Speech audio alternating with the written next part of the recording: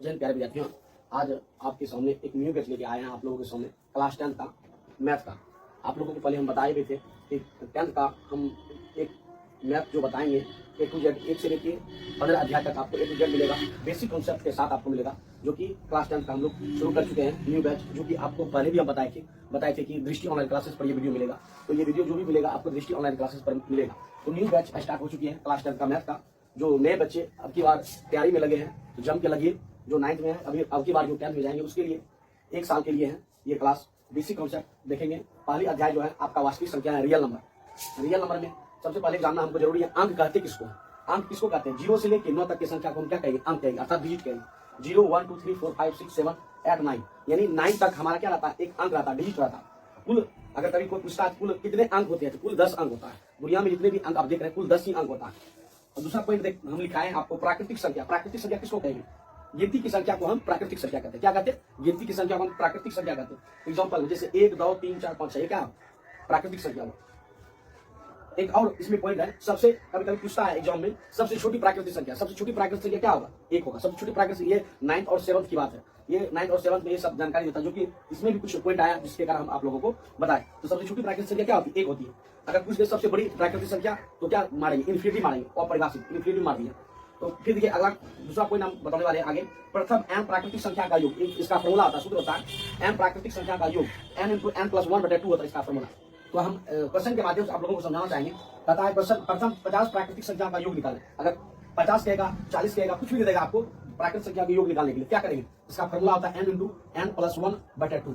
हम लोग देख रहे हैं प्राकृतिक संख्या यानी नेचुरल संख्या n का वैल्यू कितना दिया? n बराबर दिया गया है 50। तो 50 × 50 + 1 बटा कितना दिया? 2। इसको कटा देंगे 25 2 50, 25 बार में कट गया और फिर क्या बच गया? 50 1 51, 51 और गुना 25 क्या हो जाएगा? 1275 हो जाएगा। कितना हो जाएगा? 1275 हो जाएगा।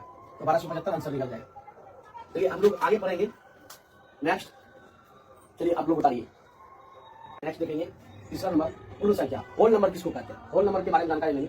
प्राकृतिक संख्या के परिवार में 0 को जब शामिल करने पर प्राप्त होता है वो संख्या हमारा क्या कहलाता है? पूर्ण संख्या कहलाता है। क्या पूर्ण संख्या कहलाता है? पूर्ण संख्या। जब किसी भी प्राकृतिक संख्या में अगर हम 0 को ऐड कर देंगे, 0 को हम शामिल कर देंगे, वो हमारा क्या कहलाएगा? वो हमारा होल नंबर कहलाएगा। वो हमारा क्या कहलाएगा? मतलब पूर्ण संख्या कहलाएगा। देखिए यहाँ पर प्राकृतिक संख्या 1 2 3 4 ये क्या हमारा प्राकृतिक संख्या। अगर इसमें हम 0 को शामिल कर देंगे तो हमारा क्या कहलाएगा? पूर्ण संख्या यानी अर्थात होल नंबर कहलाएगा। समझ गए बात को? तो दूसरा अगला पॉइंट देखेंगे, सबसे छोटी पूर्ण संख्या। अगर कभी कभी क्वेश्चन पूछता है सबसे छोटी पूर्ण संख्या क्या मारेंगे? 0 मारेंगे। क्या मारेंगे? 0 मारेंगे। अगर कहेगा बड़ी पूर्ण संख्या क्या होता है? बड़ी पूर्ण संख्या नहीं होता, इन्फिनिटी होता है। क्या होता है? इन्फिनिटी। फिर अगला पॉइंट देखेंगे, सभी प्राकृतिक संख्या पूर्ण संख्या होती है? हाँ होती है। क्या मानेंगे? सभी जितने भी प्राकृतिक संख्या हमारा पूर्ण संख्या हो सकता है। लेकिन क्या सभी पूर्ण संख्या हमारा प्राकृतिक संख्या हो सकता है? सभी पूर्ण संख्या मेरा नेचुरल नंबर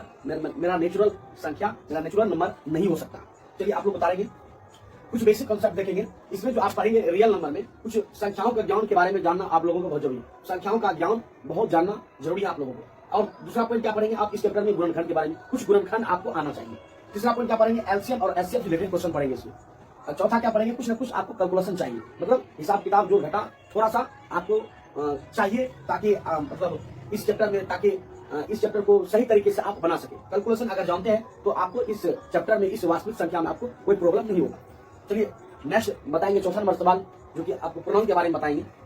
चलिए उतारिए आप लोग। नेक्स्ट देखेंगे चौथा नंबर सवाल, पूर्णांक संख्या किसको कहते हैं?